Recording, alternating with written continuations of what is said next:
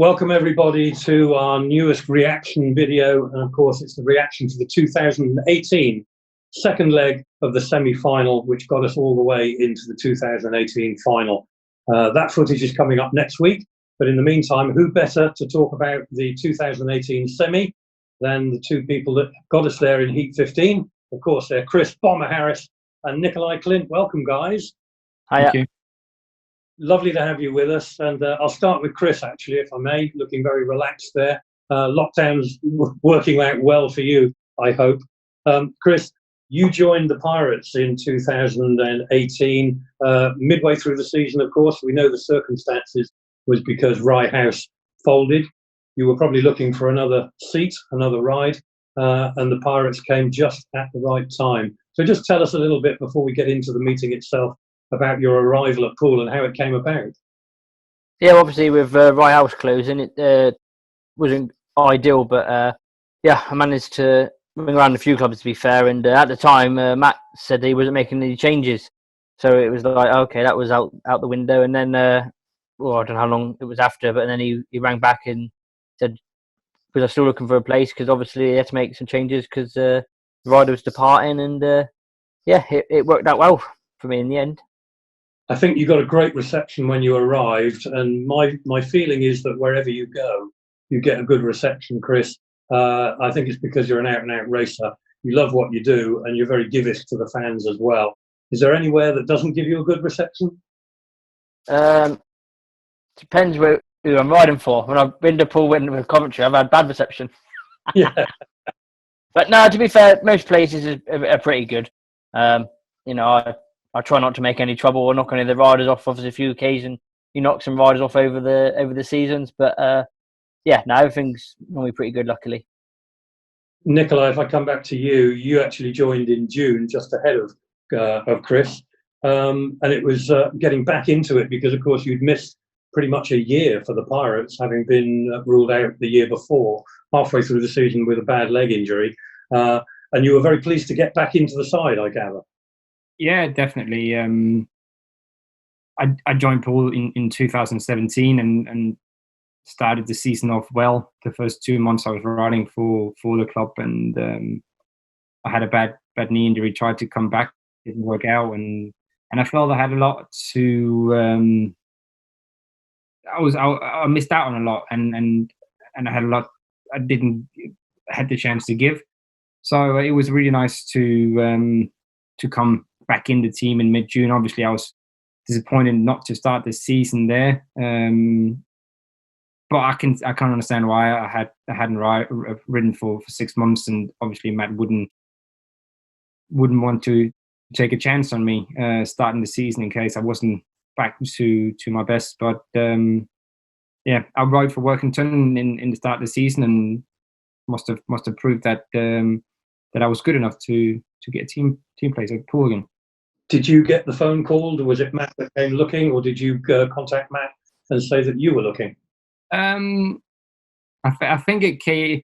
He did. He rang me, and I think it sort of got done quicker than it would have, because I had interest from other clubs that wanted to sign me, and obviously Matt he owns my contract, so he knew that, and he didn't want to let that happen if he could use me himself. So it happened a little bit quicker, and yeah, we started off in June. Well, I know that you'd begun a good run in 2017 when you got injured. So to pick it up again in 2018 and to pick up pretty much where you left off, because you came back into the side and it started to rocket for you. And much like Chris, actually, Chris, when you rejoined the team, we talked when you first came back to Poole, or came to Poole, that it was going to kickstart your season as well, because up to then it had been a bit lackluster, and this was something which really, for both of you, joining the Pirates, all of a sudden both of you had a new emphasis and something new to go for. Chris, would you say that was true? Yeah, definitely. Obviously, I was enjoying my time down Wales, but the atmosphere there was obviously different to the Poole one, and yeah, and obviously with all the things happening off track was not ideal. So when you go to a club like Poole that makes you welcome, and you know the boys really well, and they made us feel welcome, and the team spirit was there from the off go, really. And yeah, I really enjoyed my time there. Looking at the meeting itself that we're here to review, we'd been to Somerset a couple of days before, and we'd come back with a 2-point deficit. And I think in interviews before the meeting, Chris, you said that Midlow wanted to keep it below 10. So you must have come back to Poole on that second leg thinking you got a bit of a win, just 2 points down. But we knew that it was going to be hard because the Rebels had come to the Pirates and already beaten us in the Cup, and they'd run us close in the league by 4 points and 6 points previously in the year. Yeah, the score was obviously close, which was nice, and yeah, the previous times they've beat us and run us close, so we knew it wasn't going to be easy. We all knew that we would all have to put that extra 10% in our game, and it sort of went from there. Really, we didn't start the meeting off very good, and obviously losing a rider on both sides wasn't an ideal way. But luckily, as the meeting turned over, it sort of went in our favour. Nicolai, a couple of the other chats that we've had with the likes of Chris Holder and Darcy, they've said that sometimes on finals occasions, Midlow is the most nervous of everybody. What was his message to you with the 2 points to make up and knowing that background, the Rebels being a tough cookie to crack? What was his message to you at the beginning of the meeting? Well, obviously, like you said previously, we knew how strong Somerset was around Poole that year, and they had a really, really strong side in general. So we shouldn't underestimate them at all. And also, we should go into the meeting as it was the first meeting, and it was all or nothing kind of thing. Obviously, like Chris just said, everything sort of got turned upside down in Heat 4 when Brady and Jack crashed, sorry, and we were down a man. Luckily, it wasn't only us; it was also them that was down a man, and it was a little bit more of a level playing field, though to our advantage, I would say, because they couldn't ride with Doyley, I believe. He couldn't take Jack's place because he was the top. He was number one. Yeah, Jack, of course. Yeah, and we used most of our riders, so we was in a stronger position with our. And even though we didn't start with, we took advantage of that later on. It must have been tempting though, because I mean, at that time when the crash happened, the margin had already gone down to they'd already taken Heat wins, and the margin had gone to -8 on aggregate. So with the loss of Brady initially, and then it was revealed that Jack was also going to be coming out of the meeting, it must have been tempting to get the heads down and think, they're almost beaten before you started, really. I know Bomber's never beaten at the start of a race. That's not your way. And maybe some of that sort of confidence and some of that enthusiasm managed to spill over to the others. But that must have been a hard thing to overcome. It was definitely, but I think it was even harder that long break we had. Due to the issues with the ambulance and that stuff that was going on. But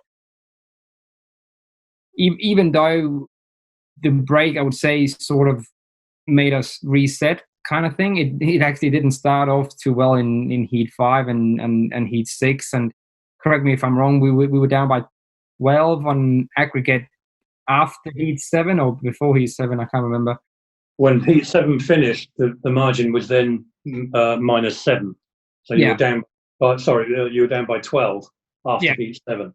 So that was a lot of point to recover just in a couple of heats after that. But we did the old Pirates pride and got it back. I'm guessing Midlow probably had a fair bit to say during that as well. And Midlow's got a reputation. I think the other guys that I've spoken to have all said that you kind of get motivated to do it for Midlow because of his passion, and that's something which he spreads to the other riders. Chris, you're passionate as well, so I'm sure between the two of you and the 7 guys working together, which it was all about that year, it was all about the shared passion and the shared desire. Yeah, well, obviously we all wanted extra meetings as well. So we all want to make the season go on long as we can. But I'm passionate. I want to win trophies as well. And I know Midlow always said to me that I owed him a league title from taking one away from him in 2010. So yeah, like I said, we were to just dig that extra little bit deep after Heat 7, and knew we had our work cut out, and it worked, because obviously we went on that run with how many 5-1s we had on a row, but it got us back in the meeting, and the end result was there. Nicolai mentioned the delay, and I've got to say, an hour's delay, I think, during the meeting. That probably does a lot of change to the track, apart from the fact that you started, you've got warmed up, you're into it, and then all of a sudden, 1 hour later, you haven't ridden. You've maybe had one ride each. So that, how does that affect a rider's setup, and in particular, if the track's changing, where do you start from when it comes back online? Yeah, it can obviously change a lot, because obviously later on in the season it gets colder, so the track will change a bit with the moist and that. But yeah, and your mindset. And I'm terrible when there's delays.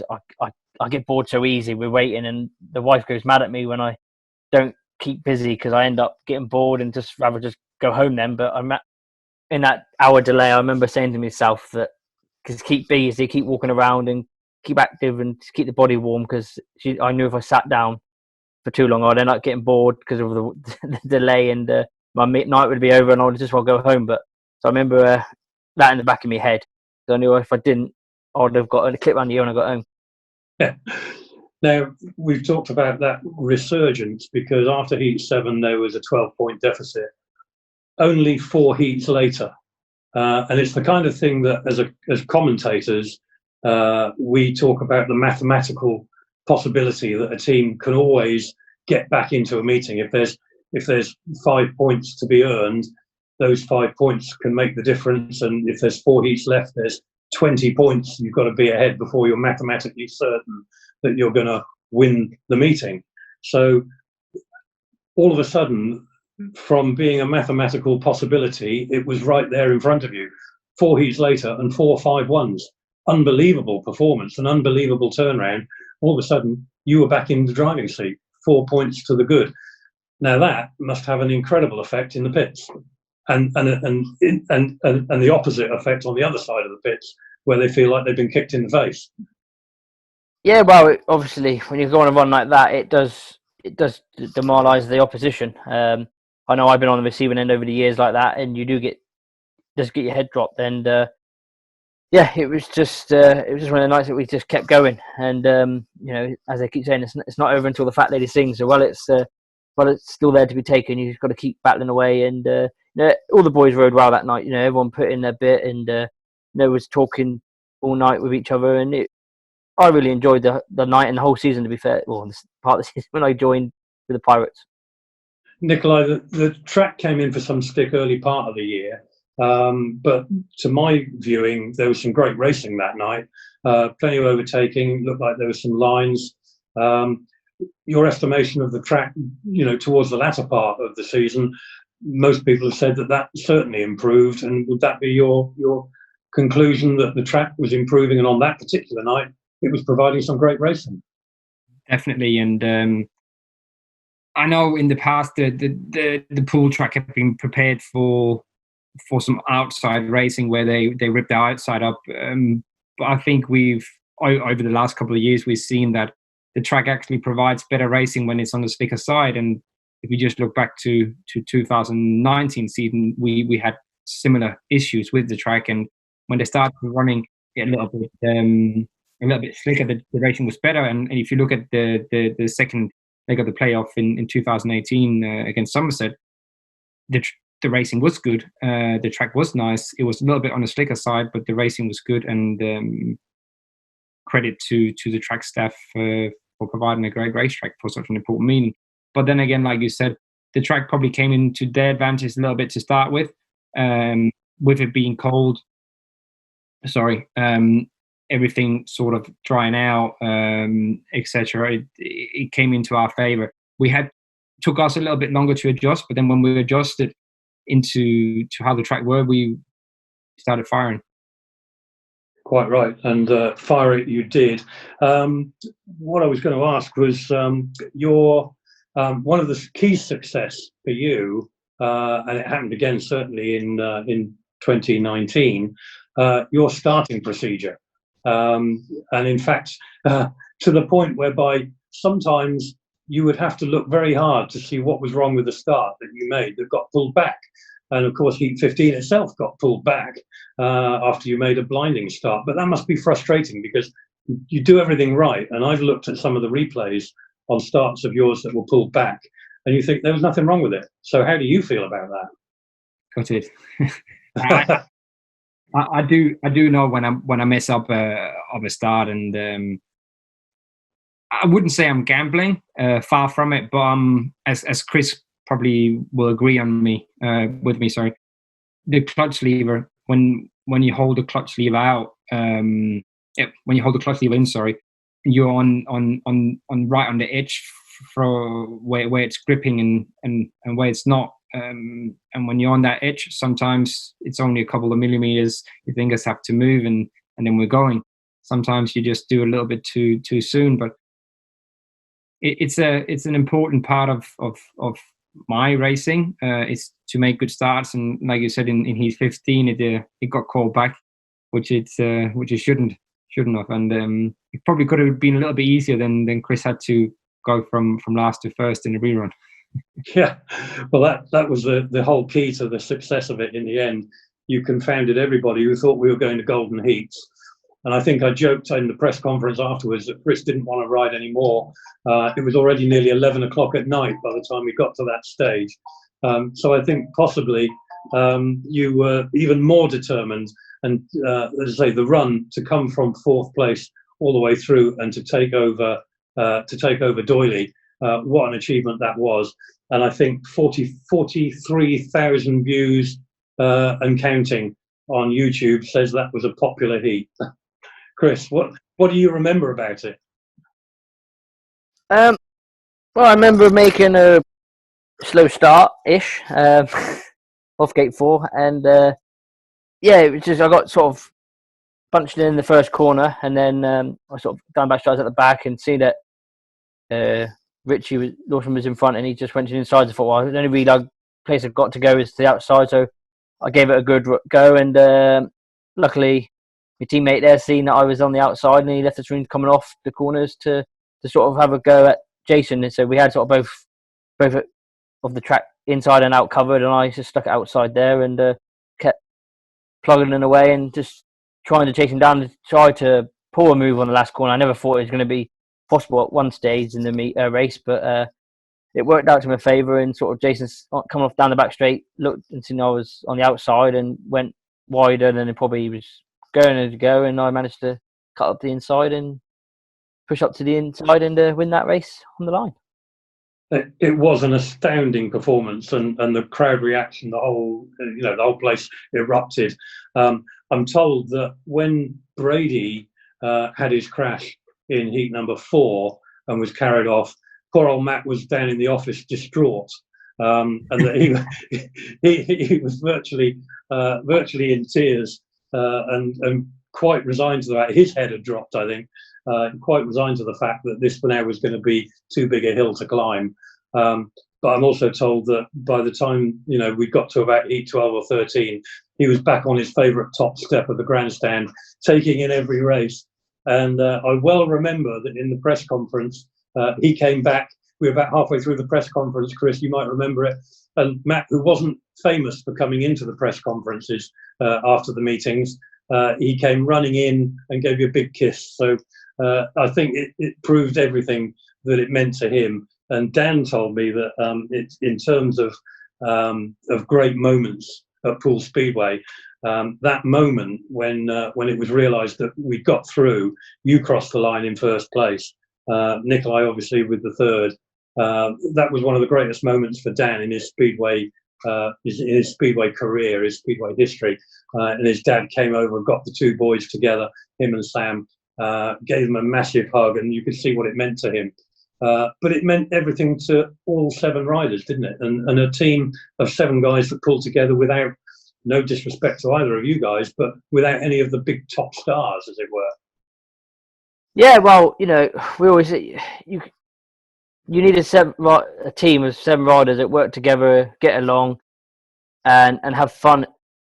Good having, as I say, an out-and-out superstar number 1 that's scoring your big points, and the other 6 guys not doing their job, because one man can't win it. So I think when we all joined and that, we all had good and bad meetings, as you do, and and then to lose Brady in his first ride was obviously putting a bit more pressure on us.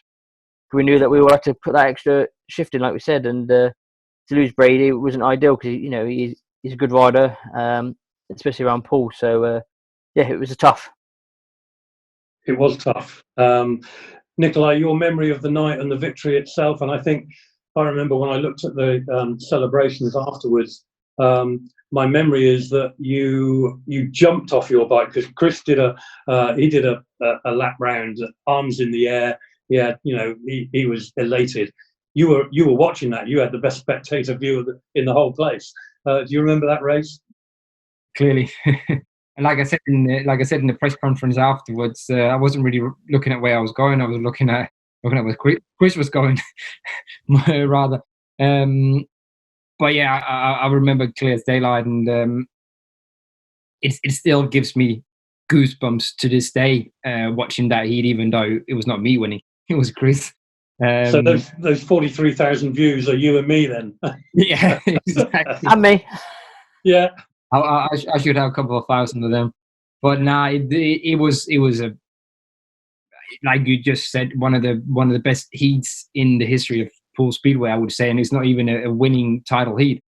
It was as good as, it was as good, definitely, but it was sort of my mistake, because I didn't make it over Doily to start with from the gate, and I sort of clamped Richard on the inside in the first lap and had a look over to my right, and I saw Chris was out in the dirt, so I was like, come on, go on, because I thought he would probably better chasing down than I would be. And the last couple of laps I was obviously having a look at where Richard was, but I was more so having a look at where Chris was going. I remember saying to myself, come on Chris, just do it. Yeah. But I've watched that heat loads of times, and where Doyle makes the mistake is a classic Poole mistake coming out of the second bend, because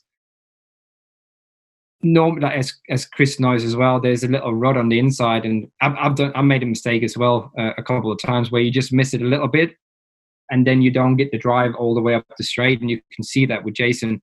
He looked out, was spinning up, and then Chris had to run into turn 3 and passed him. So classic mistake, but in our favour, isn't it? It looked as though Chris had just changed gear almost, because he got so much speed going down the back straight. It was unbelievable to catch him up, and then to make the dive and go on the inside and completely fool poor old Doily. I don't know if either of you had the chance to speak to Doily afterwards, whether he even... I think he already headed home. Yeah, very quickly. Yeah. I'm sure. But it's one that he's going to remember for a long time for all the wrong reasons, I'm sure. Yeah, definitely. My memory about the celebration then was about you jumping off your bike and fighting your way through to give Chris the bumps. You got involved in that, and that's a nice feeling. Yeah, no, it was awesome. It was awesome. When I got over the finishing line, I felt like a fan, because I was screaming my head off underneath the helmet, going absolutely mental. I couldn't believe it when he passed him, or when he got the win over the finishing line, and I was that happy, and I was mega ecstatic for that reason. So I wanted to be one of the first ones to give him the bumps and say well done. Heading into that heat 15 then, and knowing what you had to do, and with the form that Jason was in, world champion, he'd come to the meeting, he looked unbeatable, albeit that he had a fall in heat number 11. With the kind of equipment he's got, the kind of prep that he's got, and the reputation he's got, you two guys, how on earth do you go to the tapes and prepare to take that on, knowing that one of you's got to beat him to get through, because a 3-3 wasn't going to cut it, and if they beat us in that, then they were in the final. Yeah, well, for me, I never really look who you're out against. I know you sort of, when you're at the line, you know you're there, and you know who you are against, but you sort of just concentrate on your own game and what you got to do. The plan was, what Nicolai Klindt earlier, he was going to make a start over Jason and clamp it, and hopefully I could have made a good one off 4 and got across Richie and we'd have been away. But things don't always work out the plan how you want it to. But yeah, and I know you said about Jason, but Lawson, if he can trap and get in front, he's a quick guy in front. So you couldn't underestimate him either. So it was just more like we knew our plan, what we had to do, and we knew what we can do out on the track, and it was just hopefully worked out in the end for us. Nicolai, on a night like that, it's already a tense occasion. It's a tense occasion before the tapes go up for Heat 1. But knowing what's gone before and the fact that you fought back all that hard and the reputation that Somerset had, everything that went before, for you coming up to the tapes and knowing that, well, okay, if this is going to work, I've got to clamp doily down in the first corner. How on earth did you prepare for that? Is that something that comes naturally, or do you have to think very hard before you go to the tapes? I don't think you have to think very hard. It sort of comes naturally. I was out in Heat 14, so I didn't have much time to sort of prepare other than go to the tapes. But again, as you mentioned earlier, my game is my start, so that's all I had to focus on, prepping my starting gate as good as possible and making sure I could make the start over Jason. But it's sort of those moments we race for. Like Chris has probably been in more, well, he has been in more situations like that than I have, raced in the GPs and also the World Cups and stuff. And it's those kind of pressure situations you race for because of the adrenaline, and also what you can get out of it. So obviously some people, they get nervous and the pressure gets to their head, but if you could use it for something positive, then you would thrive on it, and you could see by the result me and Chris did. It's all about keeping a calm head. Yeah, absolutely. I don't know how you guys do it. The crowd had been pretty quiet in the first 3 or 4 heats, and to see the Pirates going backwards, as it were, and then with the 1 hour delay, it said that quite a lot of people actually left. And they couldn't stay for that amount of time, or they just got bored because it was cold or whatever, and they could see the Pirates were up against it. But in the end, when it turned around, the crowd reaction was phenomenal. And again, you guys, you can feed off of that. Yeah, definitely. It's one of the best things down at Poole is the response you get from the fans, and it is definitely the 8th man out on the track, and we've seen that time and time again. Obviously, they are a little bit quiet when we don't deliver, but when we do deliver, they're 100% behind us, and you only got to feel sorry for the people that went home in the break. But you can also understand them. On one side, it was cold, very, very cold, and also standing around for 1 hour not really doing anything, and it was getting late. Some people have kids that got to go back to school the next day and stuff. But that's one of the main things down in Poole is the fans. One of the other things that's special about the Pirates, and I need to come on to this, even though we're getting ahead of ourselves a little bit. Of course, we know that in the end, 2018, it was the ultimate success, and we went on to win the title. And in case I don't speak to you two guys again before we have next week or whatever, what then happened after winning the title is that Matt delivered on a promise that he made to you guys about how we would look after you. And I've got to say, I don't know if it's unique in Speedway, but it's certainly one of Matt's trademarks. He looks after you guys, and the way he did it and the commitment that he made to take you all out to Abu Dhabi, including riders that had helped during the year.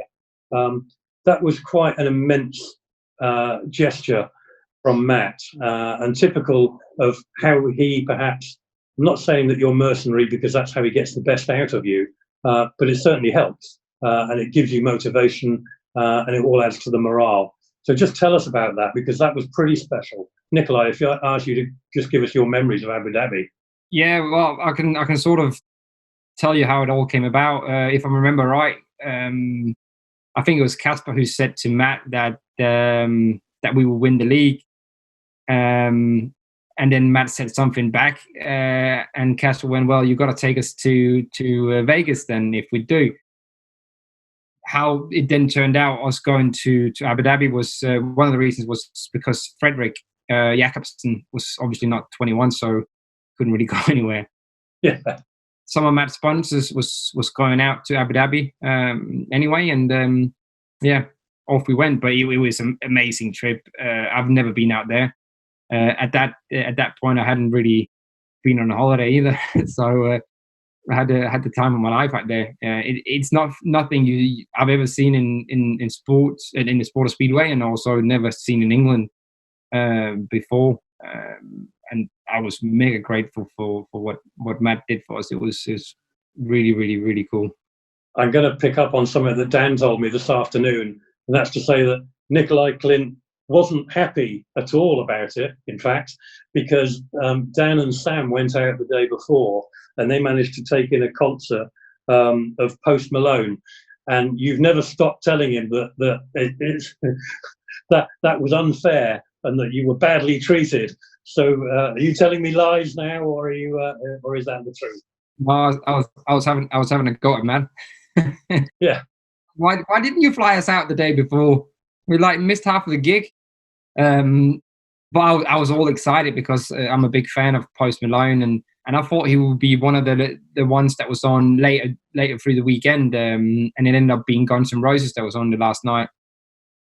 So I was mega gutted. It was only Nick, Josh, and Brady, and then Sam and Dan that managed to go there on a Wednesday, Thursday, because they flew out the day before us. So I was mega gutted, really, really gutted. Now, what Dan told me about you, Chris, was that you ended up being the daddy of them all. You were the sensible one out there, and in fact, you took more like a daddy for Richie. Well, that's what I hear, is that you ended up being Richie's dad, getting him home when he wasn't capable of getting home himself, and looking after things generally. But in general, you would be the first one to go to bed. Well, I don't drink, so nightclubs or drinking and clubbing has never really interested me. So when the boys was out enjoying themselves during the day, they was having a few, which I don't blame them. Yeah, drinking's never really been a big thing to me. So yeah, I was being daddy, but more to Richie because I was sharing a room with him. So getting him back safe and sound was my mission. And it wasn't easy by all accounts. I mean, I've heard that awful story about what happened in the lift. I can't remember who told that. Was that you, Nick, that told that? We did a ref night, and I asked each of you before we started to give me your best story. And maybe, I can't remember who told the story, but of what happened when the lift doors opened and Richie tried to make his exit out of the lift. But there was something a bit more pressing on his mind. Yeah. I can't remember if I told you, Nigel, but we went to this what do they call it? Midday lunch kind of thing over there, where for 4 hours you have free alcohol and free food, and it was top, very nice, very nice. I didn't hold back, that's for sure. On the food though, Yeah. I love my food. But nah, and then obviously there was free drinks as well, and we just kept ordering mojitos, and Richie had Long Island iced teas, and I had the sip-on one, and that was very, very strong. And as Chris can remember as well, he even had a swim in the pool at the hotel, and on the way out, he was all for coming with the rest of us to the concert at behind the F1 track. But he didn't get that far. Yeah. I think he lost most of his mojitos on the way, didn't he? Yeah. Did it get over you, Chris? Yeah. Best to probably leave it there and let people make their own imagination as to the colourful scene that would have been unfolding as the lift doors opened. But no, what an incredible thing to do and to be part of it. And I've got to say for you guys that, both of you, you're people that like to give back as well. And in particular, I know, Chris, you've given back. You've given to the fans.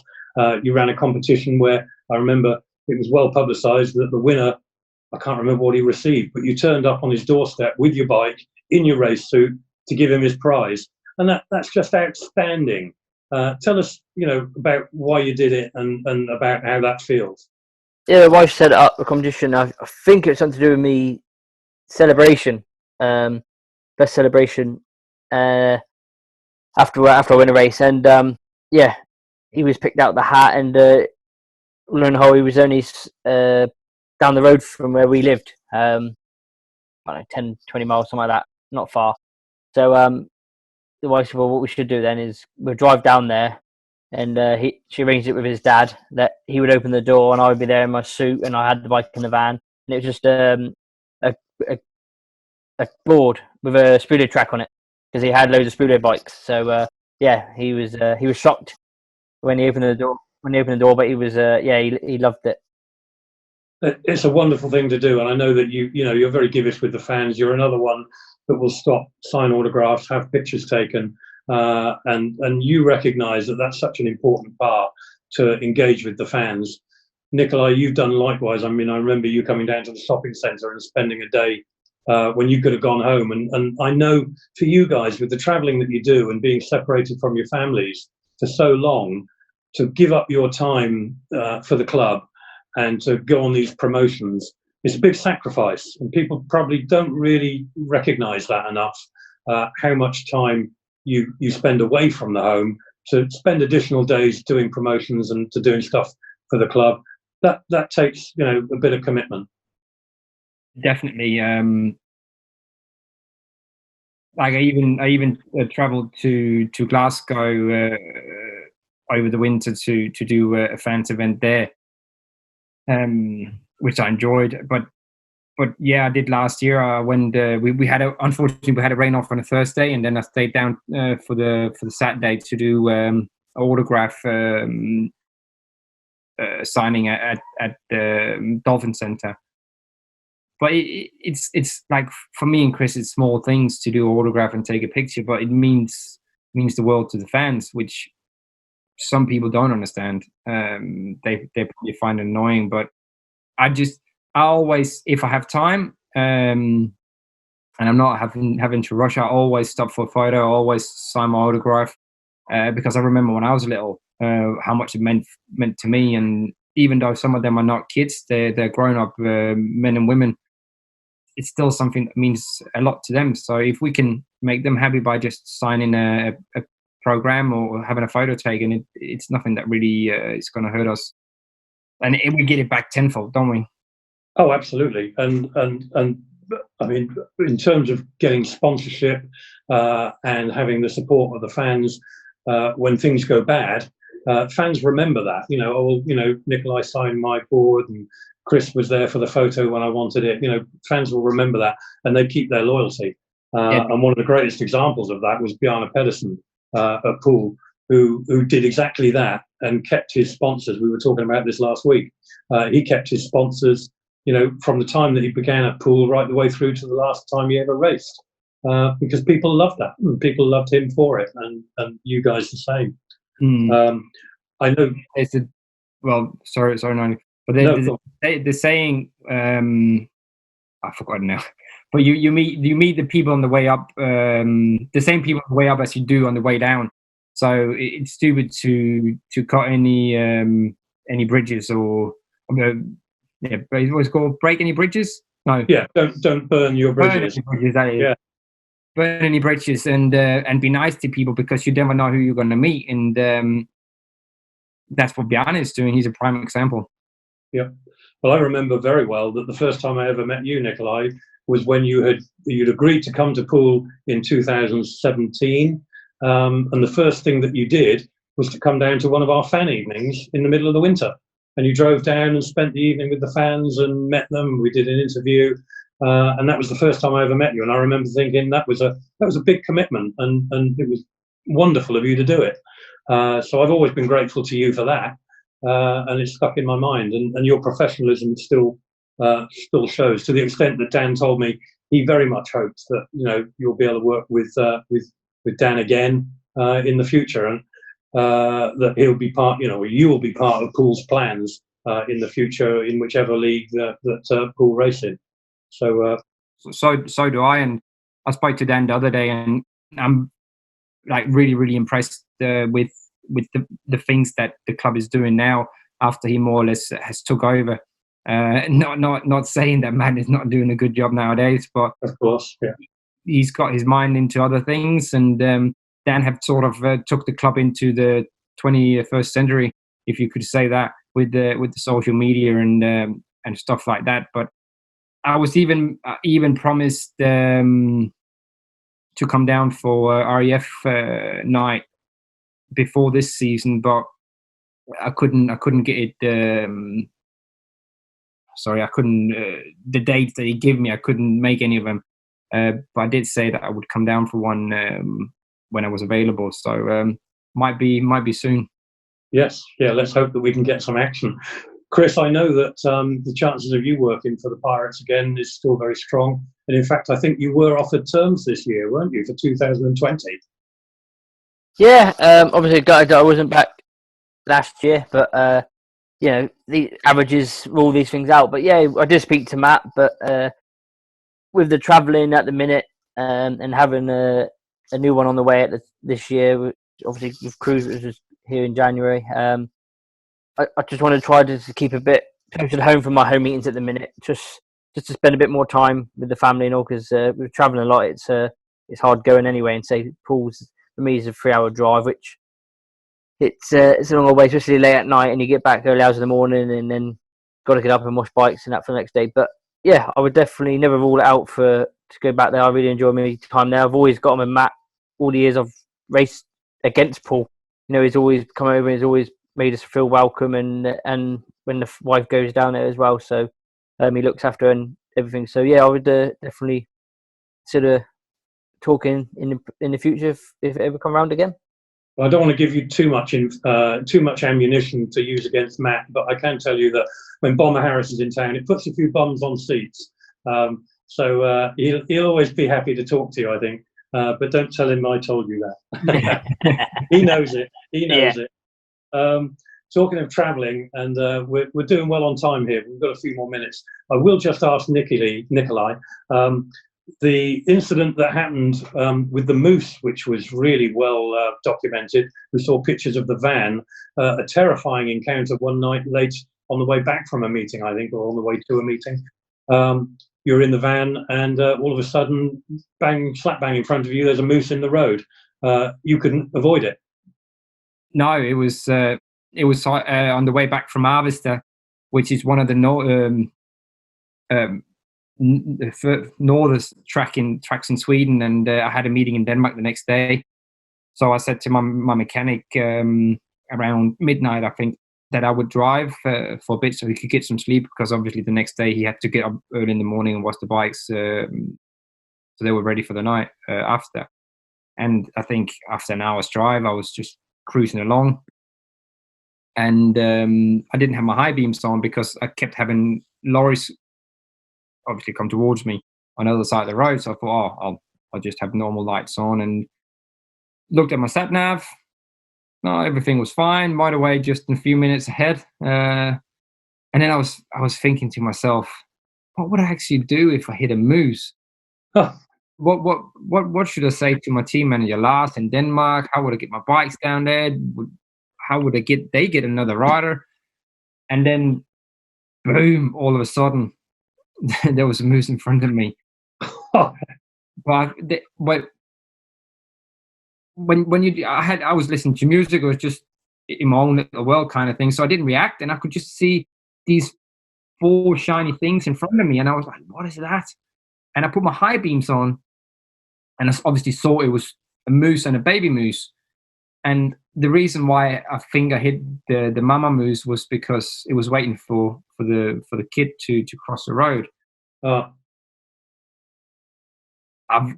have had like light incidents in vans before, but nothing like it was like hitting a brick wall. And I wasn't even going fast. I was doing the speed limit, which I believe was 90 kilometers an hour. And I braked too late because I saw it too late, and I hit it that hard that on my Sprinter van, which is a pretty big van, it crushed the whole front of it, whole right side of the front window, and it rolled over the top of it. Oh, Unfortunately, the moose died, but nothing happened to the baby. So it was a big thing, and I think it happened around, I don't know, 1:30 in the morning, and we didn't get any help until 4:30 in the morning. oh, good grief. Well, I think my mechanic was more in a shock than I was, because he was asleep in the back and he thought we hit a deer. Yes. He's Polish, so when I tried to explain him I hit a moose, he was like, "What?" And I was like, I tried to say I hit a horse, and he was like, "What?" He was shaking, and but we had to get hold of the police, insurances, and also recovery van. But I was very, very fortunate that the guy that came to pick the van up, he was a Speedway fan. Oh, He'd actually seen me ride on the night on TV, so he managed to arrange a hire van at 5 o'clock in the morning from where we were, and he then, when my mechanic came back, he then got him access to where he parked up the van in a safe fenced parking lot, I think it was. So I think if it wasn't for that recovery van driver, I wouldn't have gone to the meeting the next day, and everything would have sort of gone smooth. So I can only thank him. it's a tragic thing to happen. But what's spooky about it is that you were thinking about it before you even hit it, and to be thinking those kind of thoughts. I think maybe thought about it since. next time, the best thing to think about is what would happen if I won the lottery. Yeah, I will do that. Okay, you think that that. before I go to bed tonight. Yeah, you do that, and let me know how it goes. Guys, I know that this year, Nicolai, you're off to Ipswich. Of course, Chris, you were at Ipswich last year. Got any tips for Nicolai? No, to be fair, every time he comes to Ipswich with Poole last year, he beat me and beat us. So he knows his way around there. Yeah, he doesn't need any more help. Chris couldn't get the job done. They only finished second. Yeah, exactly. They need a trapper. Yeah. Well, they'll certainly get one. Yeah, that's for sure. Looking forward to that, Nicolai. Yeah, definitely. I was pretty fortunate over the winter that I had interest from several clubs, but like Chris said, with the traveling, I have between 4 and 4.5 hours down to Poole.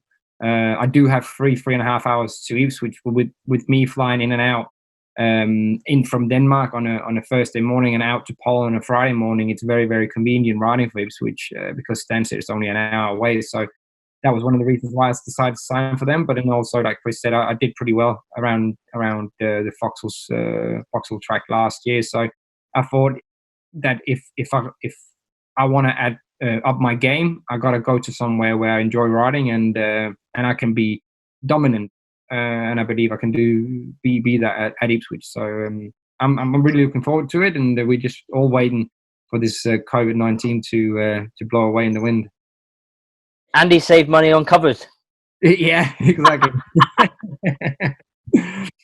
If there's money to be saved, then there's always an advantage. Absolutely. Definitely. Chris, you're doing both leagues next year. Big open spaces at Peterborough. And Birmingham, of course. So again, I'm sure you're looking forward to the new year. Can't wait to get started. You said to me before we came on air that you're getting bored now, sitting at home, and you're looking for something to do. Yeah, no, Peterborough's obviously a track I've always enjoyed. And same with Birmingham. So it's two tracks that I like, quite close to me, so I could be home early. And we need to get back racing. There's only so many dollies that you can play with the little one and changing bums. But yeah, no. So assuming you get back racing as well, it's in our blood, isn't it? So it's what we've been doing for over the last 20 years. So absolutely, it's what you want to be doing. And both of you, of course, you probably can compare notes because both of you, you've both got young families, but both with relatively newborn as well. Yeah, I had my newborn on the 19th of, well, I didn't, my girlfriend. But you helped. Yeah, on the 19th of December. Yeah, she's not very old, but she's great. She's after a bit of early issues with her, she's great. She's laughing all the time, and she grows every day. So it's awesome. Magic. And for you, Chris, family life, it's been tough during the lockdown. You said to me that you really appreciate the job that your missus does, and that you wouldn't want to swap jobs with her. Yeah, well, obviously we had our one cruise in January the 20th. So yeah, he's good as gold. Yeah, for what she does for me and all the looking after the 3 kids and running the house and running all my racing stuff and organising things and her own job. Yeah, it's opened my eyes what she does and how they do it. And yeah, I wouldn't change roles with her for anything. I'm sure there's a lot of households that are going through a similar realization where it's, oh, okay, so it's like this, is it, when I'm away? And for Speedway riders, I'm sure you are getting definitely a look at things, normality of life, abnormal for you, but what the other half goes through. Well, guys, sorry. No, sorry. I'm just saying, I don't think we should complain because we have it pretty easy when we're away. We're just all by ourselves and doing our own thing, and we're not really having to think of what's going on at home where my girlfriend is here with a dog and 2 kids, and Chris' wife is with 3 kids. So I think they have a bit of a bigger job on their hands than we do. Sure do. Yeah. Guys, it's been wonderful to have you. Thanks for talking to me and for being here for our viewers. For you two guys, like I said a little bit earlier on in the interview, giving up your time, it's much appreciated. I know you both do like to give back to the fans, and from my side and on behalf of the fans, I'd like to thank you for all that you do and for the efforts that you put in, particularly for the Pirates, but in entertaining us. And although we know it's your job and you love to do it, we do recognise the risks, we do recognise the sacrifices, and I think Speedway fans, real Speedway fans, we love what you do, and keep doing it, because that's what we come to watch. Thank you very much. Not a problem, Nigel. Can't wait to be back at Poole again. We'd love to have you both, and I know that I'm not the only one that thinks it, so I hope that we'll be reunited.